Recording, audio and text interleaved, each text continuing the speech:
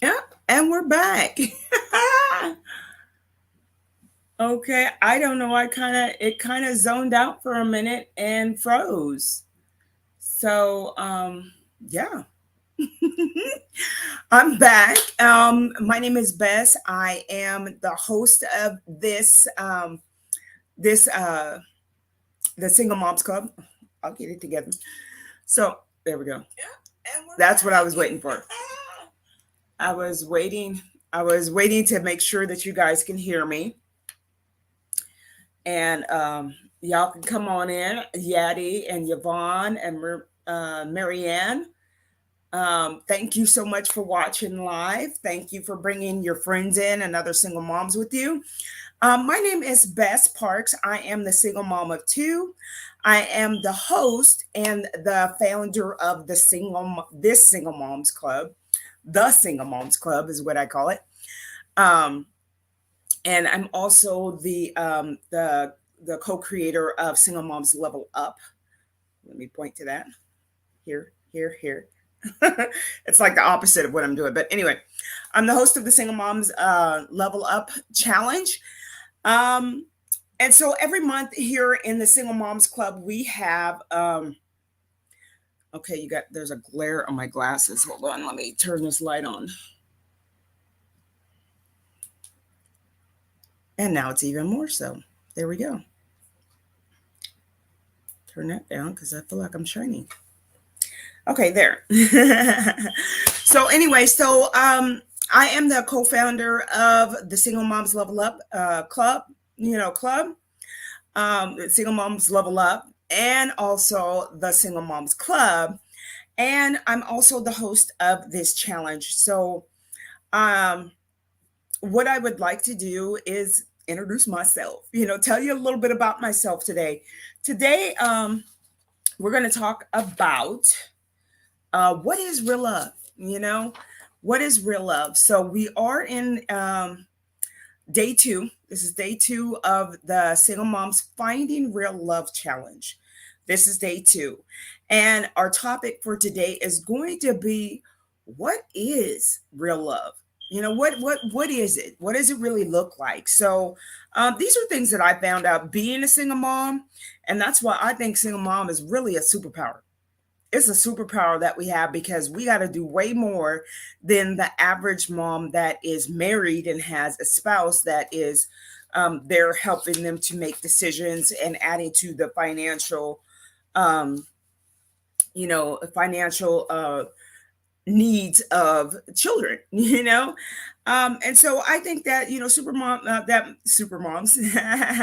super single moms have a superpower, and that superpower is the fact that we have to make all the decisions on our own. Everything is on us, and that is a lot of pressure. But if we take time to take care of ourselves, which we talked about yesterday, and day one, and I'm not talking about just physically on the outside. We talked about how we need to take care of ourselves and emotionally, and in our thoughts and our thinking. We need to take care of ourselves and check in on ourselves. Am I okay? Why? And our feelings. Why am I feeling this way? We talked about that yesterday. So we need to take care of ourselves as single moms, and we have to take it upon ourselves to make sure we take time for us. Make sure we take time for us. And it's a good example for our kids as well. And I'm leaning my head down because if I do that, you could see like much glare. But anyway, So by doing that, we actually teach our kids. We teach our kids to take care of themselves. And if they take care of themselves, then they feel better about themselves. And then when somebody is not being kind to them, or somebody is being, not of an encourager, not of a positive influence, or a positive, treating them in a positive and respectful way, then they will back away from them because they know how they should be treated, and they treat themselves well as also. So something that I had to learn was how to treat myself well, and not just on occasion, but all the time, all the time. So like I said, I have been raised by a single mom, and I did see my mom on occasion do things for herself. But it wasn't till much later, after I was already, graduating from high school and everything, that she did start taking better care of herself. I understand that we may not have been able to afford it.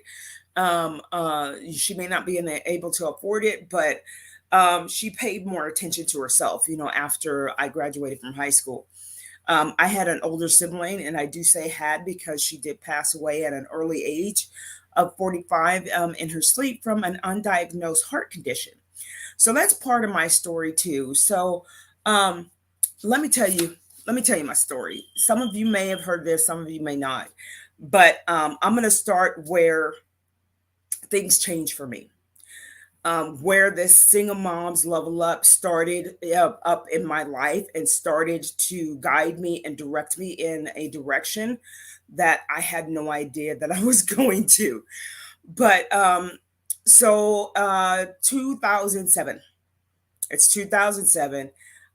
It's late in the year. It's October to be exact, and I was in a relationship that wasn't working with the kids. My kids' dad. Both my kids have the same dad. So I was in a relationship that wasn't working. It wasn't working for many reasons. Not one person, you know, we for many reasons it was not working. And I had come to that realization that I was done. I don't want to play no more. We had been together for 7 years, off and on. We have been together for 7 years. I guess you can't really call it a breakup if it was just for a week or two. you know, but yeah. So we had tried for 7 years to have a relationship with each other. There were outside influences as well that were causing that, but it didn't work for many reasons. So uh, I decided I was done. I decided I was done. So 2007 October, I broke up with my kid's dad one weekend. The following weekend, my sister passed away. The weekend after that, I was laid off from my job due to the housing market situation in 2007. It was the housing market crash that happened. Um, it's nuts. It's really nuts how things just happen. And at that point, I was just tired. I was tired, and my sister passing away was just like a gut punch, and that left me to hit my rock bottom, and I stayed there for a while. Like, for me, sleeping on the floor in the kitchen was my comfort spot. I could not sleep in a bed.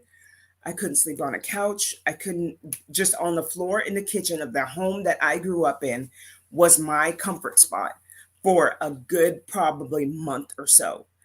And on that floor, on my rock bottom, in that valley, in that dark place where I was experiencing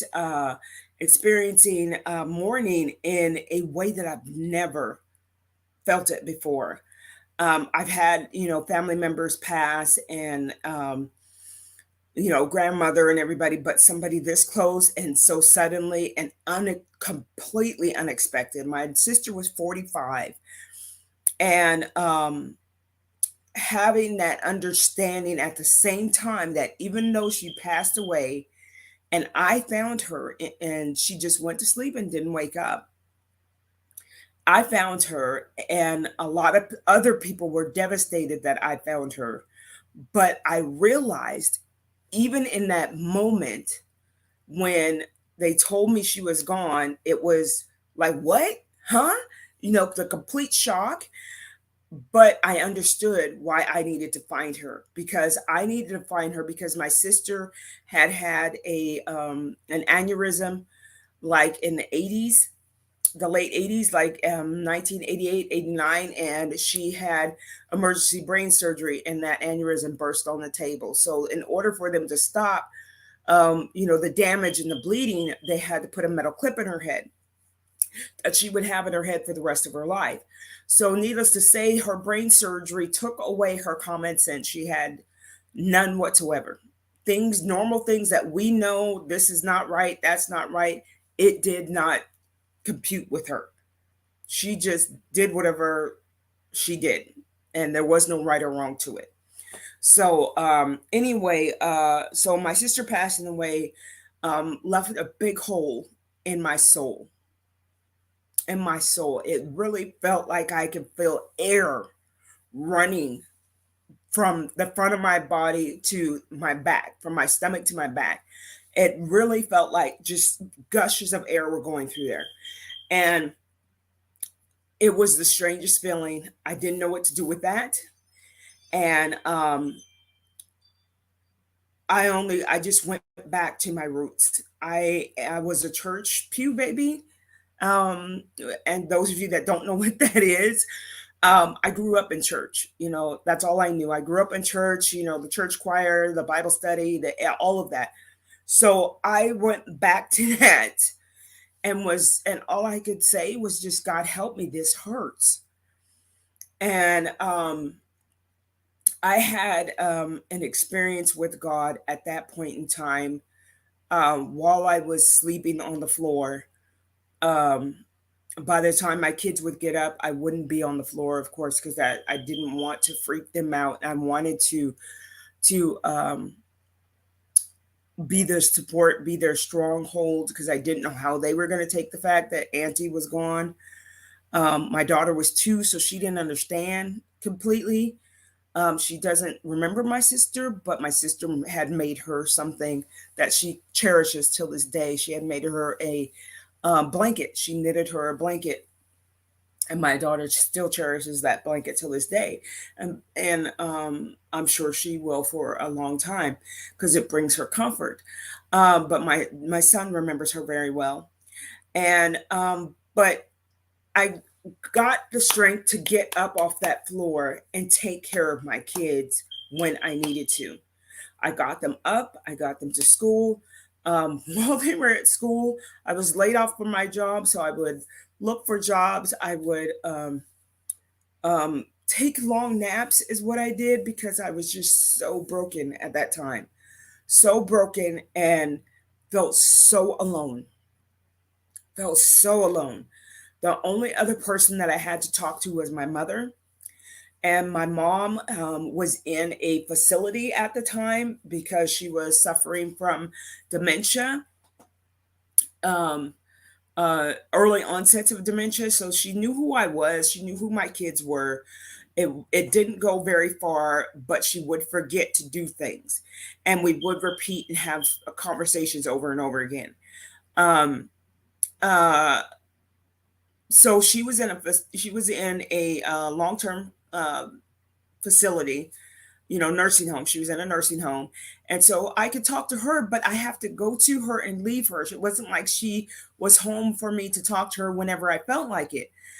She didn't have, she didn't really have a private phone. They had phone time, but, you know, that was hard. I felt very alone. Uh, Experienced some friends that didn't do what they said they were going to do. They didn't follow through. They started something and then left me hanging. I experienced a lot of hurt during that time as a single mom, and then still trying to raise my 2 kids. So, at the time, my daughter was 2, my son was about 6 or 7, and this was probably it was the week before his birthday. It was the week before his birthday that my sister passed, and her funeral was on his birthday. And so I did not let my son um, attend the funeral. Of course, my daughter, I did not have her attend either, because I ended up being the one, bringing that funeral together. So this is just one. This is where my single mom level up started. This is where it all started. Was here, um, because I went through that time of extreme change, just week after week after week after week, and then just like not knowing what to do other than to just keep moving forward with taking care of my children. But as far as myself, I didn't know what to do with myself. Didn't know what to do with myself. I was isolated. I felt isolated. Not too many people reached out to me. I did have one really good friend that I grew up with that constantly reached out to me. And the thing was is that she kept having dreams about about things in my life, things about me. Um, I she became my soul sister. She became my soul sister, and we're like friends now. Hey Brianna, thank you for watching. But she became my sister, and so she had a time as a single mom for a while, and then she met her husband, and then she had three more kids. And so that was my introduction to a single mom. And then I had another single mom friend that she I think she was in the process of getting a divorce, and so she became a single mom for a long period of time.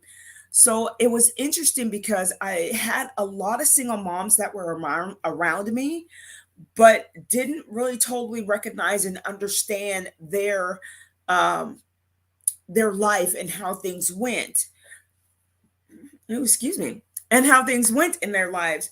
Um, During this time that I was in that mourning process over my sister, 2 years later, my mom passed away, and so me being the last person in my family that I grew up in, my single mom, household. It was my sister and myself and my mom.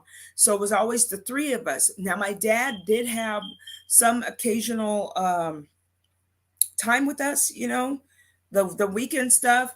But it was not enough for me to have a deep connection with him. My sister did, but I did not.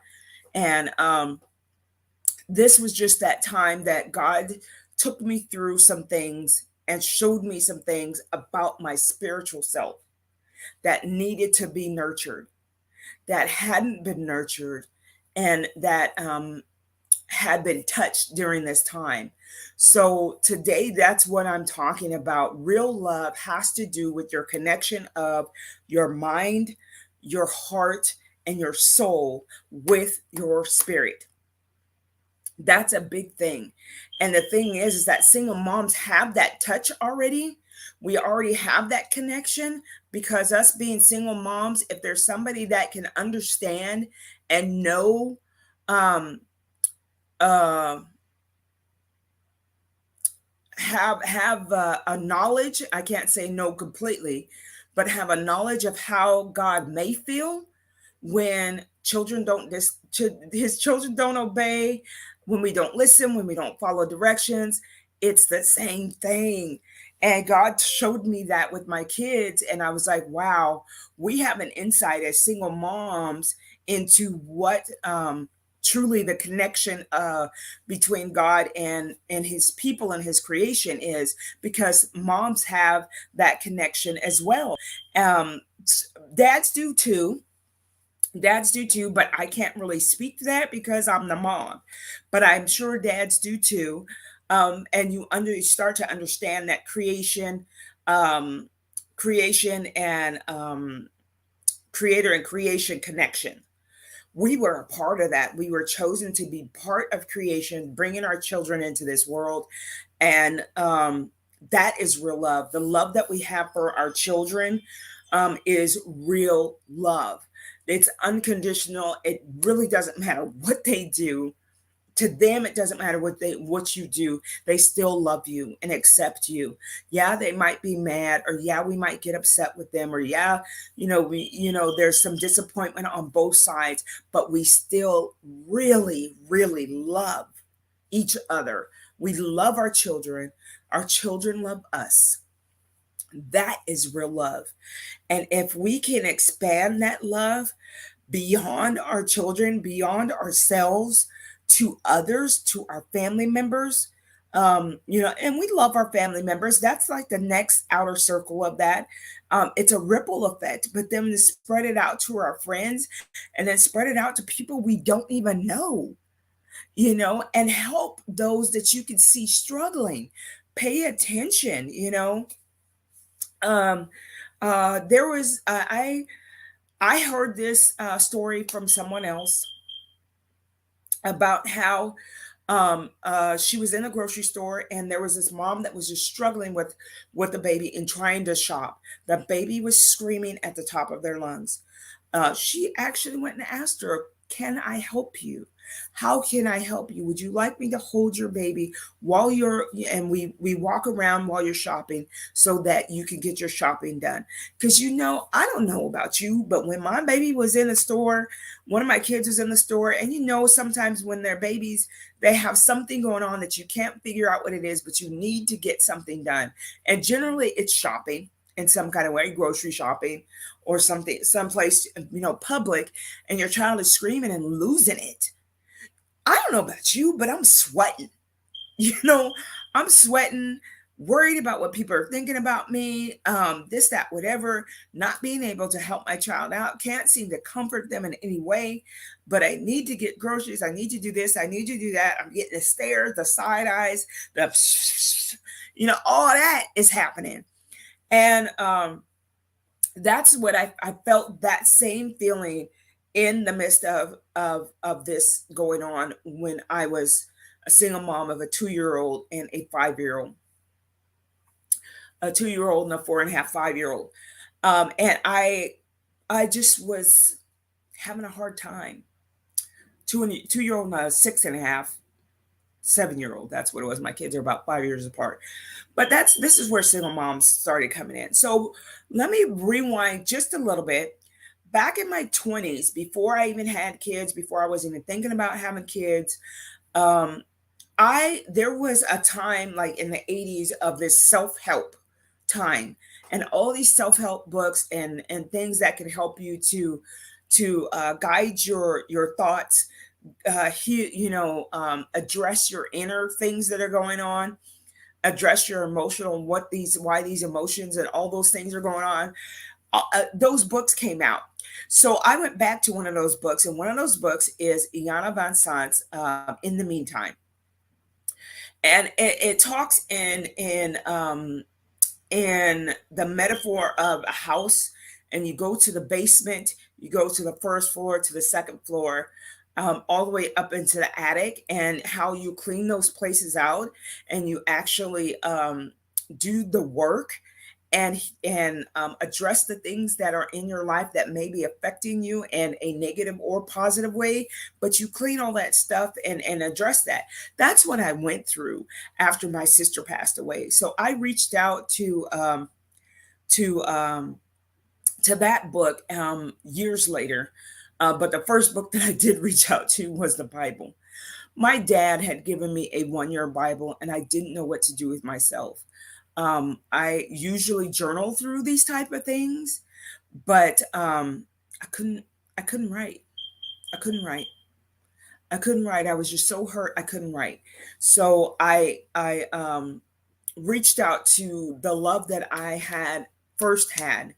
And for me, my first love was my love for God. Because in the 5th grade, I was lonely. I didn't know, I lacked some social skills and didn't understand that all I had to do was ask to play with these other kids and they would play with me. But the thing is I had allergies and asthma really bad, to the point that I was on, prescribed medication.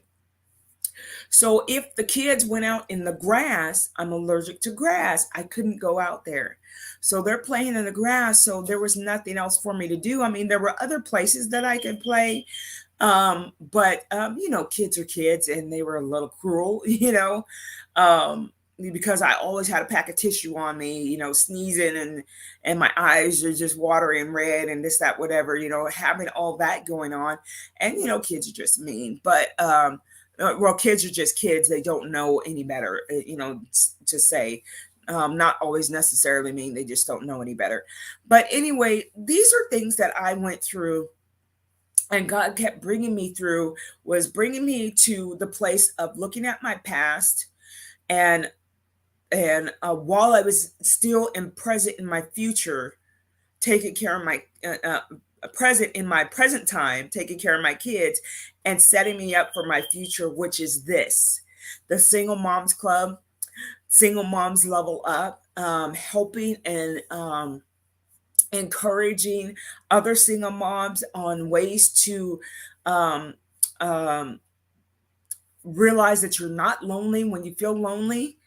Realize that, to help in finances, to help in reaching resources to finances. Something that I am really good at is resources, and I love sharing resources with people, things that I'm using or have used.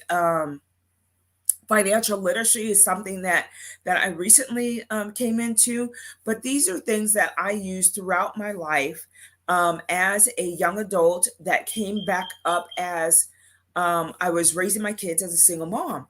So these are connections that I had made with my spirit self, with with the spirit that lives in me, with my emotions, with my thoughts, and my feelings. I'm dealing with all of these things and addressing all of these things, not to make myself perfect, because I used to try to be a perfect mom and do everything perfect and be perfect. There is no perfect. There's just the best that you can be.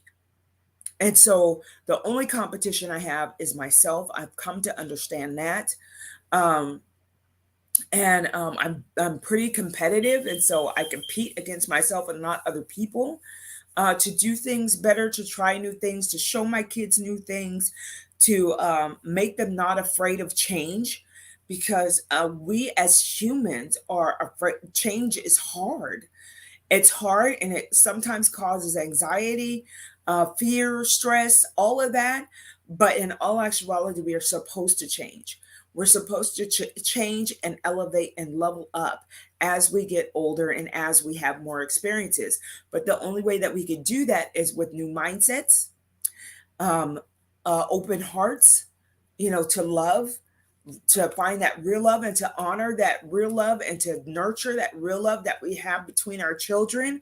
And that real love needs to start with us too. We need to really love ourselves, regardless of the fact that we may still have baby weight and that baby's 21. You know what I'm saying? I said, regardless of that fact, we have to love ourselves and take care of ourselves and do the small things. Don't be afraid of small beginnings. Small beginnings lead to and compound and build to make the big things. And so that's something that we all can, work on, is do the small changes. Those small changes will snowball and become the big change that you really want to happen in your life. And that's hard. Big changes are hard for single moms to do, because because we have everything on us, and we are responsibility is solely on us. We need to do that. So we need to connect our spirits. So I have some links in the Single Moms Club, in the featured area at the top of the page. There is a book called Becoming, and that's more of a mindset, from a single mom that I know personally, and she wrote that book called Becoming. And then there's also Sarah Jakes Roberts' book, Woman Evolve. That is a good book. Um, Definitely, it's one of those books that you would want to take notes because it is on Audible. You want to journal while you're doing that. You don't have to rush through it. So I put it on there. If you click it, you'll actually get into receiving one free credit a month. I believe that's what it is. That's the subscription that I'm on, where I get one free credit a month. They started that like in 2020, and there was no fee to it. They had waived the fee, and so it seems to keep going. So I'm going to share that with you guys. I'm going to share that with you guys. You could also find the Yana Van Sant's book on there. Actually, I'll post it in the group too. I'll post a link to that. So just in case you want to check that out. And so what I do with Audible and how I use that, because single moms, we are busy. You know, especially if you got kids that are in sports or have extracurricular activities, and even if you don't, you know, just their lives, and how you have to be a part of that, and it's incorporated in your life, and we're a package deal.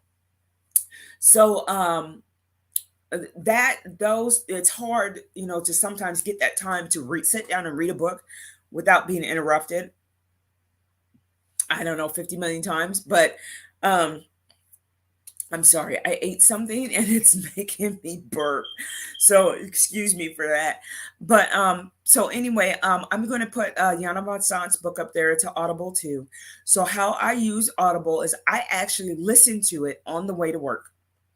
So I listen to it on the way to work. I'll listen to it on the way home. And actually makes the drive so much better because I'm not focusing on the traffic as much. I'm paying attention, but I'm hearing, and there's things that are coming to my ears and to my mind, and giving me thought process to some of the things that I may be going through, and some of the things that I may need to do to make some changes so that I can level up. And leveling up is just a new perspective. That's what that is. Leveling up is changing or gaining a new perspective. When we're up higher, we get a better view of what's going on around us, and then we can come up with the answers, pray and get the answers. Single moms, I keep saying it, we know how to pray, y'all. We know how to pray. We had the single moms prayer challenge last month, and we figured out how we can pray intentionally. So that's something that we could do. We could pray intentionally and pray with purpose, and journal into purpose. So when you put journaling, prayer, and then uh, mindset all together, that's what makes us whole. We're not meant to be perfect. We are meant to be whole. And I heard that from Jane Fonda, and I when she did the master class with Oprah, and I thought that was just like, yeah, that's it. That's it. We're not made to be perfect. We're not meant made to be perfect. We're meant to be whole. So that's what I have for today. Is real love is that love that we have, that same love that we have with our children. That's very forgiving, patient, kind, loving. Not putting records on how many times they did this or how many times they did that. We still love our children, and they still love us no matter what. Even if we do have to discipline them, they still love us. That's real love. And so that love, we want to share that within ourselves and learn to forgive ourselves and love ourselves, so that we can take that love and expand it out to our family, expand it out to our friends, expand it out to people that we don't even know. And love is the whole key. Real, genuine love is the key to everything. So, all right, y'all, that's it. I went a little bit over, but not as much as I had been in the past. So, I will see you guys tomorrow. Tomorrow is day 3. Put your comments. I put your comments, your takeaways, um, in the group. I'm gonna put this in the guides. But put your comments, your takeaways. If you want to go live, you can go live in the group and say what your takeaways are. Believe it or not, that helps so much to talk it out, especially if you're feeling lonely and you feel like you don't have friends, this is a great way to learn people and to let people learn who you are. And then we could develop some genuine, authentic friendships within this group and share with each other as we continue on in this journey as a single mom. And we'll be single moms all the way until, possibly we get married. Um, also know that, if you're dating, you're still single. I'm just saying. But anyway, um, yeah, we'll see you tomorrow. Tomorrow's day 3. This is a 5-day challenge, and we're down 2 days. Tomorrow's day 3, and day 3 we will be talking about the physical part of real love. What is that? Where does it come from? How do we get it? How do we keep it? So see you tomorrow. Have a great evening. Hashtag single moms level up. Go live, put your comments, put your comments, ask your questions, and by all means, share this with another single mom. Have a great night, you guys. Bye. Single moms level up.